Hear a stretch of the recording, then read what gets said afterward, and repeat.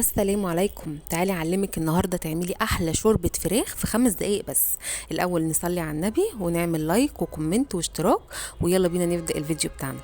معانا ميه من الحنفيه، معانا شويه ورق لورا، معانا معلقتين كبار سكر ده بيساعد على تنعيم الانسجه، ومعانا معلقه كبيره ملح طعام ابيض عادي، معانا ليمون. ما عندكيش ليمون اوعي يحسك عينك تحطي الخل بيزفر الفراخ.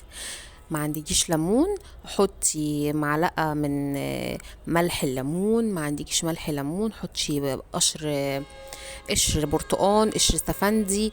الحاجات دي كلها متاحه معانا الا الخل. تمام.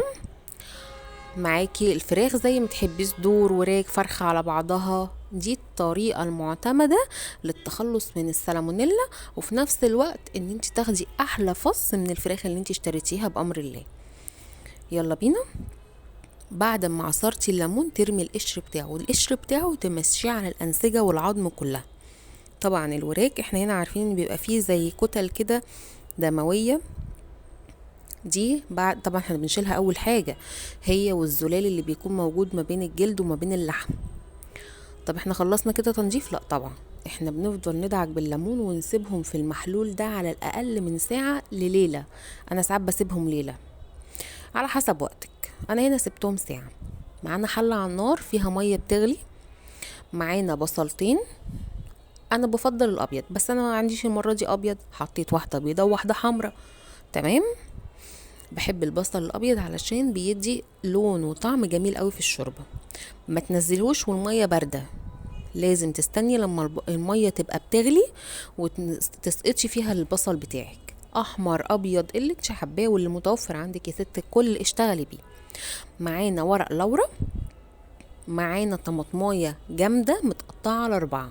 ليه جامده؟ عشان ما تنزلش بسهوله، يعني تلاقي الشوربه في ثانيه كده قلبت شوربه حمراء. الناس اللي بتحب الشوربه البيضه يعني يا هتضيفي الطماطمايه مش هتضيفيها، هي مش بتخسر.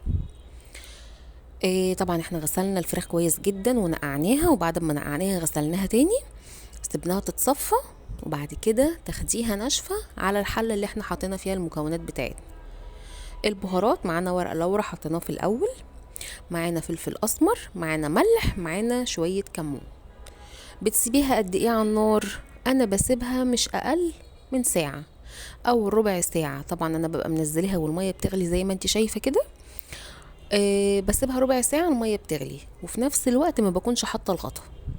وبعد ربع ساعه بهدي النار شمعه، وبعد كده اروح قافله بقى الغطا بتاعي، ولما بيطلع اللون اللي هو الابيض ده بروح شايلاه، وبألف هنا وشفا في ظرف ساعه تلاقيها زي العسل.